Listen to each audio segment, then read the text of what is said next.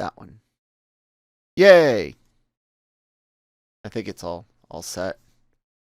I cannot minimize. Oh, yeah. I just don't want to see myself. That's all. It gets weird looking at yourself when recording. I'm not gonna lie. That's one of the weird things. That and on the editing side, hearing myself enough to the point where I sound the same in my ears as I do when you know what I'm saying? You always sound different on recording. Yeah. When you first hear yourself, now it sounds the same. Are you there yet, Brian? Yeah. Why I cranked my volume way up on the mic, my voice. Oh. So. Yeah. I don't monitor my own voice very much at all. Anyways, dude, we got a pretty big episode to talk about. So, with that, hello everyone. Welcome to Anime-Versal Reviews, the show where we're going to be, wrapping up these last couple episodes of Sabikui Bisco on the Genreverse podcast network, powered by LRM Online.com. Go over there every day for all your entertainment news, needs and opinions. Sponsored by the good folks over at Grow Generation. More from them a little bit later. Genreverse podcast network is available wherever you get podcasts from, Google, Spotify, Apple, SoundCloud, all that, and of course on the Genreverse YouTube channel. So hit subscribe, follow, thumbs up, down, comments, all that good stuff. I'm Kyle Malone at that Kyle Malone on Twitter. That guy over there who I can't see, but you guys can, is Brian, and he's PulpMythos on YouTube. Does a lot of really cool stuff. He'll talk to you about later on as well. You know what we do here? We talk about anime, and we always start off with an initial reaction to the episode. Brian, so what'd you think, man?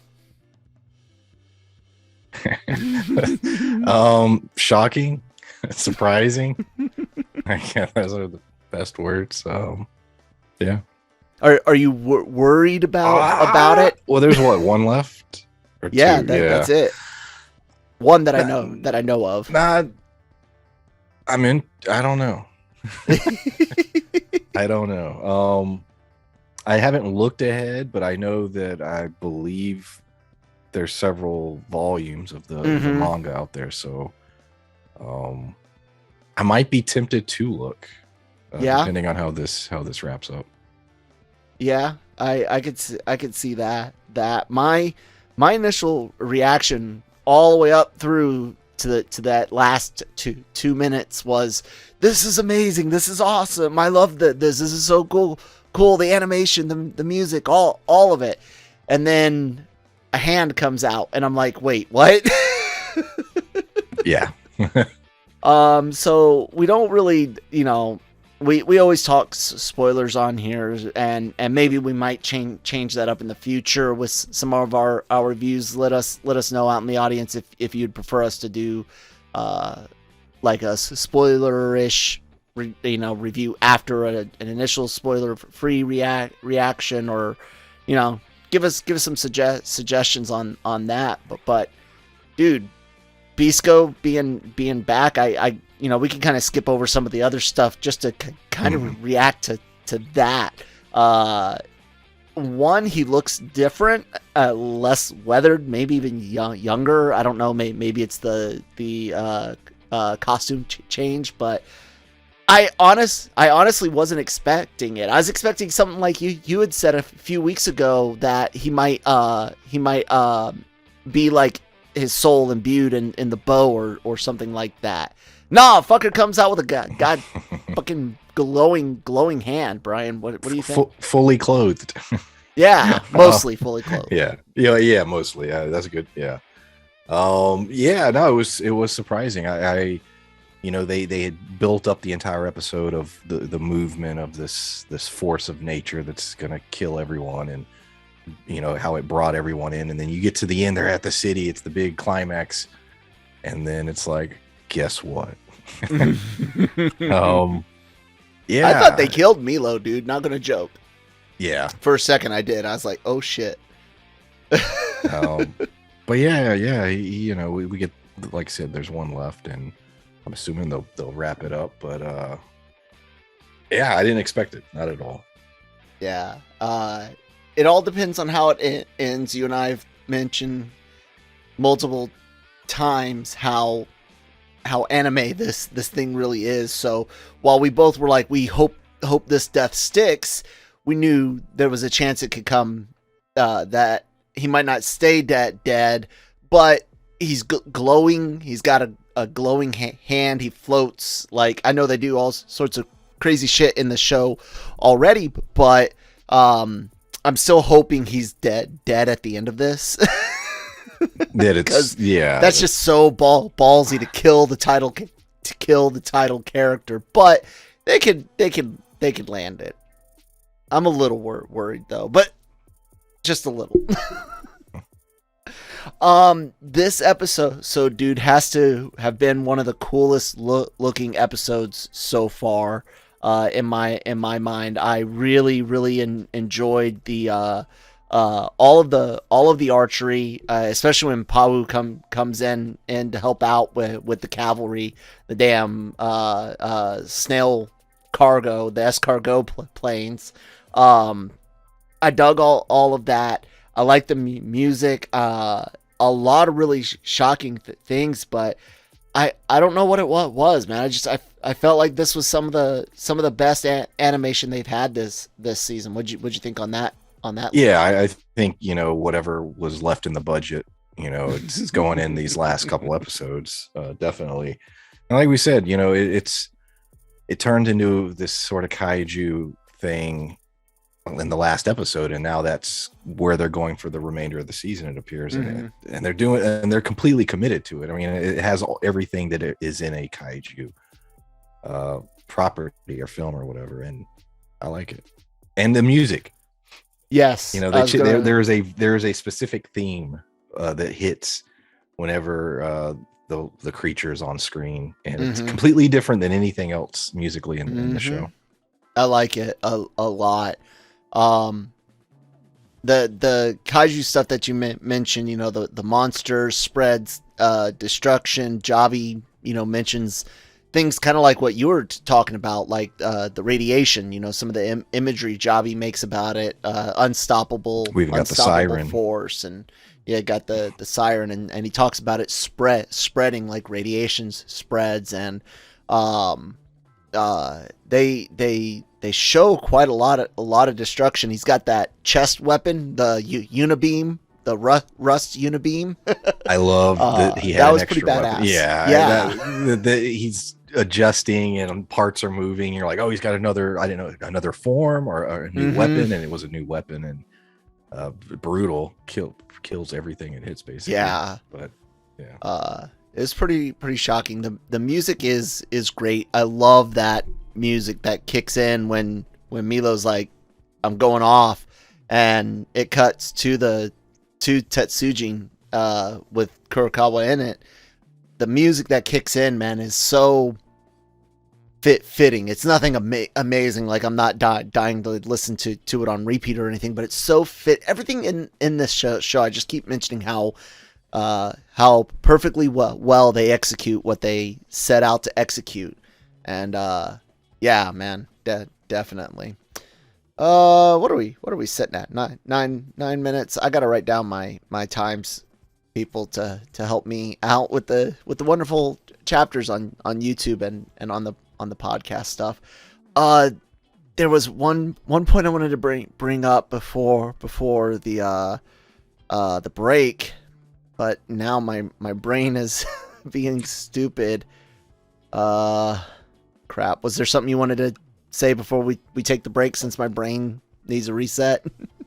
Just real quick, back on the music. It sets the tone, it gives specifically for the kaiju stuff, it has that apocalyptic like world ending thing, and this episode did a great job of building that feeling even amongst those onlookers, sort of like there is no hope, we're doomed. And the people in Imahama like the brothel workers, Yeah, if you it was. will, reacting to it, and yeah, I really dug all that, but my brain still can't figure out what it wanted to say beforehand. So we'll take this message from our sponsors over at Grow Generation. Grow Generation, where the pros go to grow.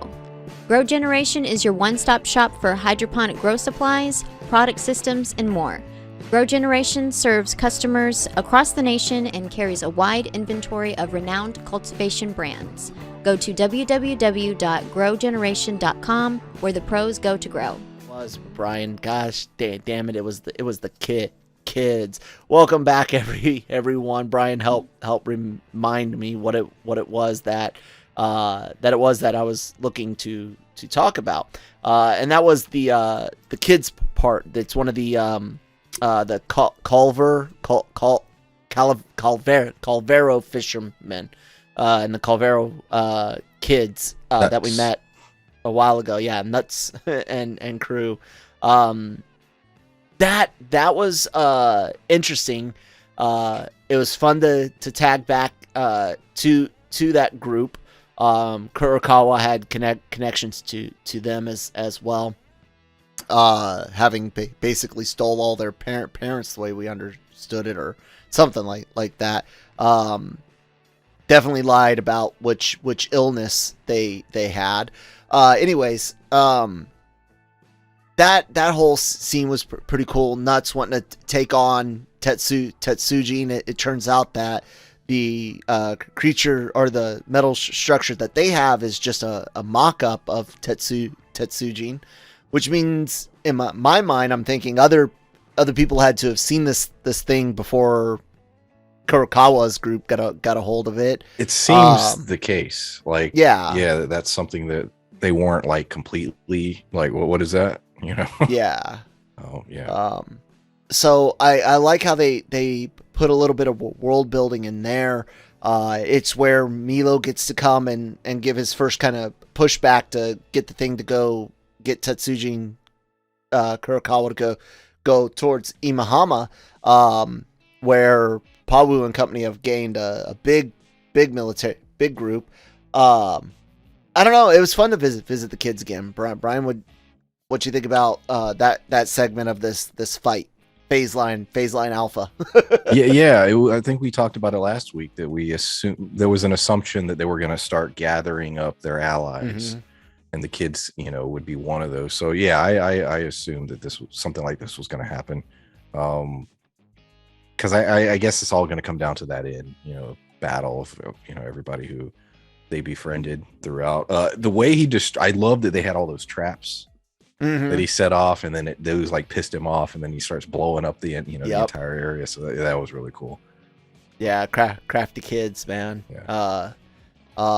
When you talk about the allies, the show opens up with Pawu and T-Roll, which is I actually like that segment, especially when Pawu, who's this strong guard, smart character and all that, definitely knows that she's a capable woman.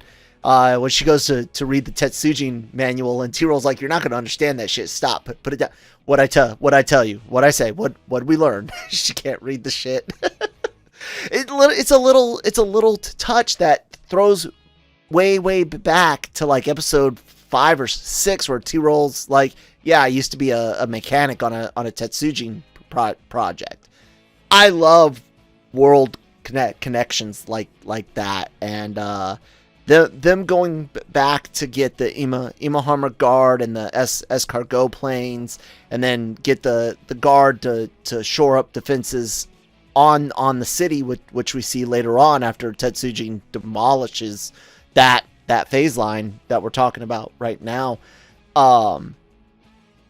Yeah, man, it's all playing out the way it should, not just the way we thought, but the way it should, as a good story. Yeah, I mean, it similar to and it's not like this, but there's similarities, like a Wizard of Oz type deal, and, Yeah. he went on this adventure and he gathered all these allies, and Mhm. he grew as a character, and now they got to fight. And we've Boss. come 360 all the way back to the Yes. city, which is a nice touch as well. That final fight though, man, Milo's injecting himself with poison Yeah. to keep going, basically, lesser of two temporary evils, if you will. So I like that, and his final fight, man, it's brutal. Lots of movement. Octagawa, the crab helping out. I love all of that.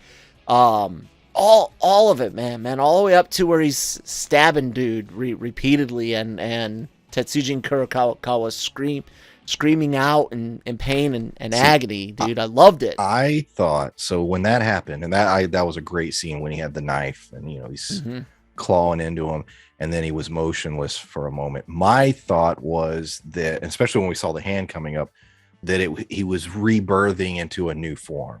Yeah, Smaller. He'd be like like a regular size. Yep. And he would just be powerful and have rust or whatever. And that's what I thought was happening, but I was wrong. I can't express enough of how all but one episode, so 10 out of 11 episodes, have not felt once like they were 20-minute long episodes. 100% true. Yeah. This stuck with it. When it ended, I was like, wait, what? So many of these episodes, this one included, last week's, when it credits hit, I'm like, I thought there's no 10 more minutes, they moved by very briskly. This was the same. Yeah. We touch on it there at the beginning of the episode. Bisco, man, I'm a little worried about the way it's gonna land, but Brian, he did look different, didn't he? Christine was like he looked less weathered. I don't know where do you kind of see the whole Bisco thing going, or do you not even want to try to guess? I mean, he clearly was reborn in some way. I don't know if this is in line with the mushroom stuff or if it's just something completely different. Well, I like what you said up front. Is this something where it's temporary, like he's only there to help and then he'll leave, or is he just there? I don't know. So I don't know. They got a lot to say and do in 22 minutes. Next, they could do it. Next episode. I'm wondering. I'm wondering if it's going to be similar to Dynazenon's last episode, where the first half is the final fight, and everything after that is wrapping up. I'm wondering if we're going to get something like that versus a Dr. Stone Wars season, where the big culminating moment happens in the penultimate episode, with that Stone Wars finale being very, very important. Equally important, but way more toned down, and sad in a way. And that was a really good way to wrap up the Stone Wars. Anyways, this could go similar, I think, with a short final battle, and then the last chunk of the episode dedicated to wrapping things up. Maybe, yeah. Yeah, not a bad way to wrap things up, No. It's been good, man. Do you feel? I mean, anything could happen, but do you even think that this will be disappointing next week? No, I don't think so. I think it has. No, I think it'll be the way it's headed. It'll be a solid season. Yeah. So. Yeah. I'm not sure what else they'll have, but yeah. Any final thoughts on the episode, Brian? No, just looking forward to seeing how it wraps. Yeah, I am too, and we'll grade the episode, ladies and gentlemen, when we get to the end, or we'll grade the season at the end of the reviews next week. Anyways, on that note, I'll do all the housekeeping guys. LRMonline.com every day for all your entertainment news needs and opinions. Interviews, opinion pieces, like why this movie shouldn't be made, not just reviews, but we got reviews, celebrity interviews out the ass, podcast out the ass. The podcast can be found wherever you get your whatever app you use. So Google, Spotify, Apple, all that. Ranking the Genreverses, Batman is out. Top 5 Batman movies. I'm hoping to get one of those videos. They're very labor intensive, and so maybe every other week. Breaking Geek Radio, they hit on Fridays. The Cantina also hits on Fridays. Marvel Multiverse Mayhems will be out this week. It's been recorded, mostly edited. It's just getting the video aspect down for that. And lots of other good things going on, all available right here on the Genreverse podcast YouTube channel as well. Hit the red subscribe button. And then Brian's got a channel. Brian, tell him about it. Yeah, it's on YouTube. It's PulpMythos, and I talk about shows like Big Sky, 1883, Raised by Wolves, which just wrapped. So yeah, check it out. Yeah, definitely do all that, guys. And then I'm at that Kyle Malone on Twitter. We've got I believe we agreed Spy Family would be the next show, right, Brian? We said that a few. Yeah, and that starts April 9th, which is a Saturday. So we should theoretically have you guys on that on those either Sunday or Monday, Brian. Yeah. What do you think? Probably. Yeah, probably. Yeah. So look forward to that. And if there's some other shows you would like us to take a look at, let us know. Comments below, Twitter, all that good stuff. Anyways, that's gonna do it. We'll talk to you next week. Bye.